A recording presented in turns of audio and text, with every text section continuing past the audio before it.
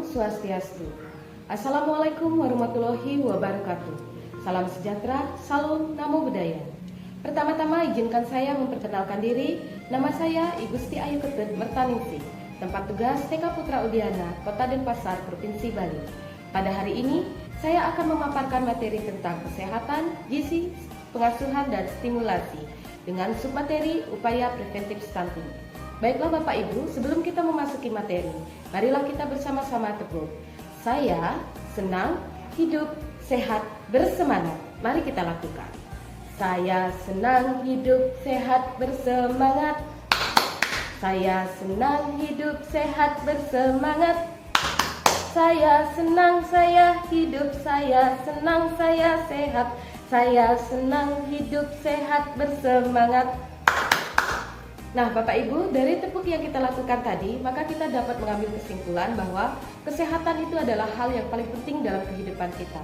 Dengan hidup sehat, maka kita akan lebih bersemangat dan lebih menjadi manusia yang produktif. Tentunya anak-anak yang kita ciptakan nanti generasi yang sehat, itulah yang kita inginkan bersama. Dengan sehat, maka mereka akan menjadi insan yang cerdas dan juga insan yang berguna bagi nusa dan bangsa. Nah, Bapak Ibu, adapun tujuan dari pembahasan materi kita hari ini yaitu di mana nantinya para peserta pelatihan dapat memahami apa itu kesehatan dan apa itu stunting bagi anak. Dan selanjutnya peserta pelatihan dapat memahami bagaimana cara atau upaya-upaya dalam pencegahan atau preventif stunting. Kesehatan, apa itu kesehatan? Kesehatan yaitu kondisi terbaik anak yang menunjukkan keseimbangan dalam dimensi fisik, sosial, mental, ekonomi yang termasuk di dalamnya adalah perilaku. Dan apa itu stunting? Stunting bagi anak yaitu merupakan gangguan pertumbuhan dan perkembangan yang dialami oleh anak-anak yang disebabkan oleh gizi buruk, infeksi berulang, dan stimulasi psikososial yang tidak memadai. Umumnya tampak pada anak berusia 2 tahun. Jadi, waktu yang paling tepat untuk yang namanya mencegah anak mengalami stunting yaitu waktu anak dalam kandungan dan juga sampai anak berusia 2 tahun.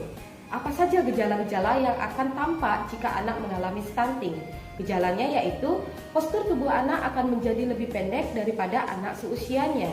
Selanjutnya, proporsi tubuh anak tampak normal, tapi wajah kelihatan lebih muda atau lebih kecil dari anak seusianya. Berat badan biasanya relatif rendah dan juga pertumbuhan tulang anak menjadi tertunda. Dampak dan faktor penyebab stunting. Apa dampak stunting bagi anak-anak di masa yang akan datang? Tentunya dampak stunting ini nantinya akan meningkatkan risiko kematian, lebih rentan terhadap penyakit infeksi dan juga berisiko mengalami penurunan kemampuan intelektual atau kecerdasan dan produktivitas serta terkena penyakit degeneratif atau tidak menular lainnya seperti penyakit jantung, diabetes, stroke dan juga osteoporosis di masa yang akan datang. Apa sih penyebab-penyebab stunting ini? Adapun penyebab-penyebab stunting adalah 1. Praktek pengasuhan anak yang tidak baik. 2. Terbatasnya layanan kesehatan termasuk layanan ANC atau antenatal care, postnatal dan pembelajaran dini yang tidak berkualitas. Kurangnya akses ke makanan bergizi dan 4 adalah kurangnya akses ke air bersih dan sanitasi. Itulah penyebab atau faktor-faktor penyebab stunting. Jadi, hal apa yang harus diperhatikan agar anak-anak tidak mengalami stunting? Ada A, B, C. A yaitu pada masa remaja, B pada masa kehamilan, dan C pada masa kelahiran.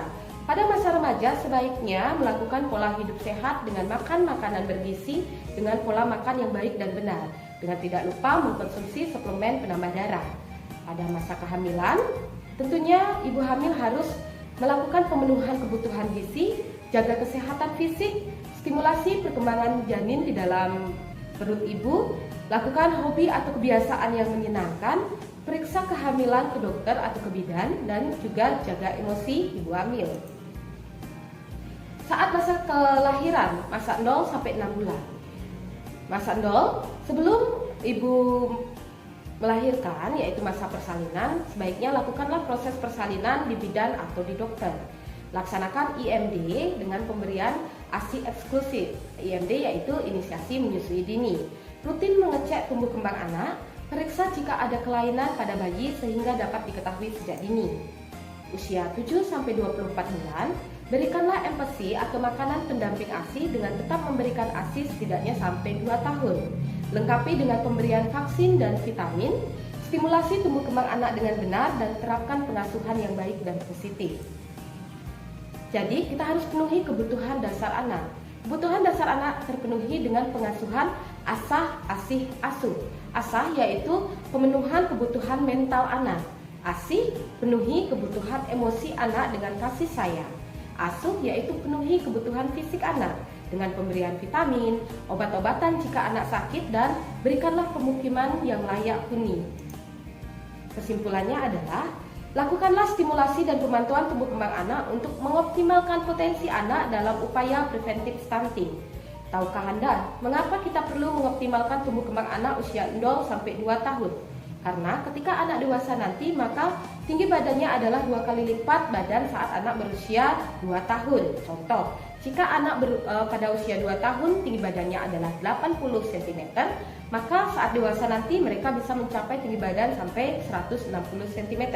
Dan juga dengan optimalisasi perkembangan yang baik, maka perkembangan otak anak juga akan bisa mencapai 80% otak orang dewasa. Jadi, pemantauan tumbuh kembang anak sejak usia dini itu sangat penting. Kenapa? Satu, untuk menentukan stimulasi yang akan diberikan orang tua sesuai dengan perkembangan usia anak. Selanjutnya adalah memastikan apakah anak mampu menyelesaikan tugas perkembangan sesuai dengan usianya dan menentukan lebih awal apabila terjadi gangguan pada tumbuh kembang anak. Itulah Bapak Ibu kenapa kita harus melakukan stimulasi dan pemantauan tumbuh kembang anak untuk mengoptimalkan dan juga melakukan pencegahan stunting. Mari kita ciptakan anak-anak Indonesia yang sehat, yang bebas dari stunting.